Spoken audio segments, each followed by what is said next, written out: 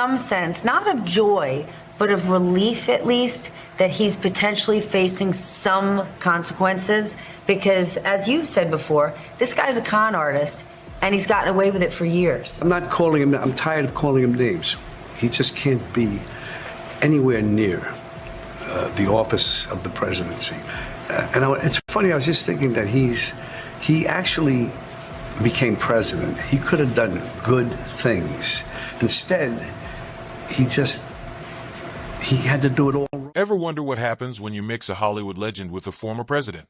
Spoiler alert, it's not pretty. Folks, Robert De Niro just went full raging. Bull on Trump. And let's just say the gloves are off. In this corner, we've got Bobby D throwing verbal haymakers like. He's back in the ring. And in the other corner, well, we've got the Mar-a-Lago mayor himself trying to duck and weave but can. Trump's Twitter fingers matched in Niro's acting chops in this war of words. Before we move on, I'd like to ask you a small favor. If you appreciate this content, please take a second to like this video and subscribe to the channel. Over 98% of you watch the videos. Without subscribing, it costs you nothing, but it makes a huge difference to us. So, did you click the subscribe button? Great. Thank you so much.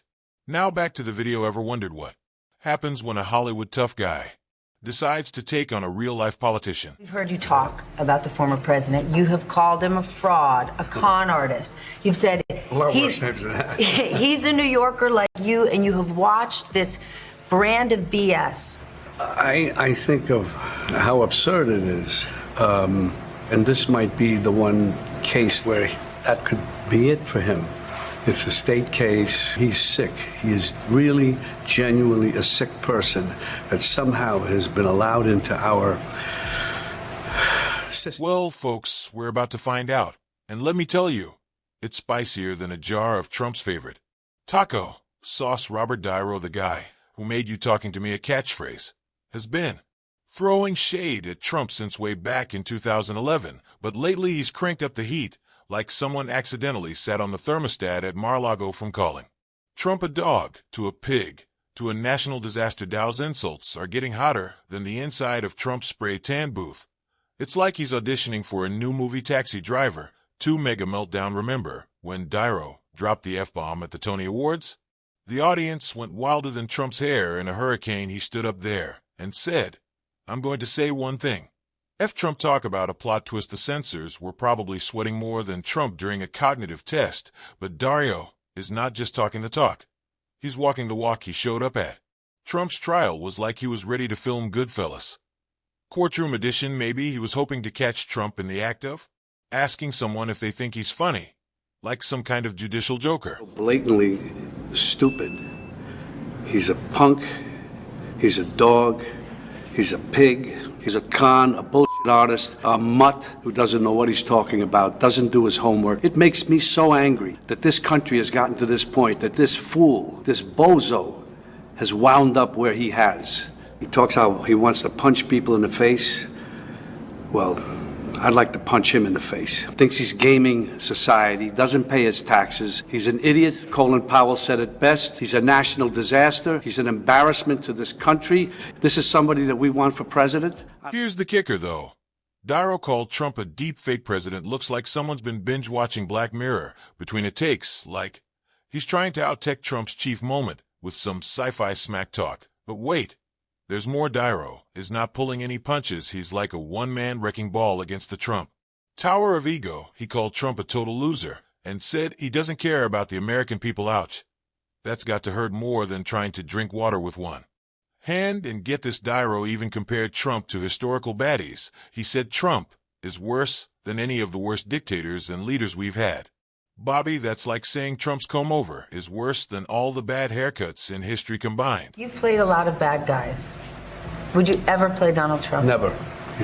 There's nothing about him. There's not one redeeming thing in him that I can see ever. He's so, as we all know, so narcissistic and self-centered. I don't think they really understand. And historically, from what I see, even in Nazi Germany, they had it with Hitler. You've played a lot of bad guys. Well, folks, it looks like our favorite orange-tinted reality TV star is at it again. You'd think with All his legal troubles, Trump would have bigger fish to fry, but nope. He's got his tiny Twitter fingers aimed squarely at Bobby D. And let me tell you, his comebacks are about as impressive as his hair on a windy day. So what brilliant zingers has the master of your fired? Cooked up this time, brace yourselves, because this is some real high-level stuff. Trump, in all his infinite wisdom, decided to call Niro. Wait for it, Punchy. Yep, that's it. Punchy, I guess, when you're busy trying to remember which courtroom you're supposed to be in. Coming up with clever nicknames takes a back seat, but wait, there's more in a late night Twitter tantrum that probably had his lawyers reaching for the Advil. Trump decided to critique Dow's movies. According to the tweeter-in-chief, they aren't worth much anymore. About who Donald Trump was in 2016. You're a lifetime New Yorker, so is he, and you said the country does not realize who this fraudster is, and not enough people listened. Do you think they'll listen now? Either for self-preservation, because they actually believe it, or they're deluding themselves, or whatever. But then when that happens, and you walk into a restaurant, you see people you used to know, and all of a sudden there, you will see things that, like you'll see, it's like invasion of the body snatchers.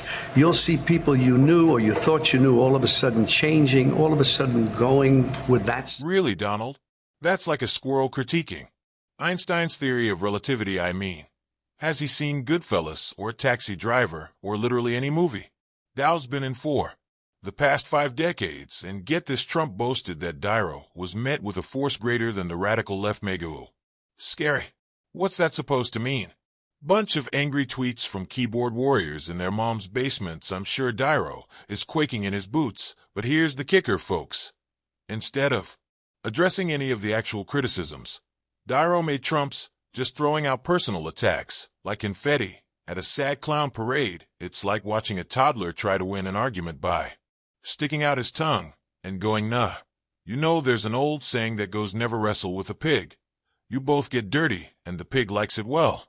In this case, it seems like Niro is wrestling with a very orange, very Twitter-happy pig, and let me tell you, that pig is having the time of his life, rolling around in the mud of his own making.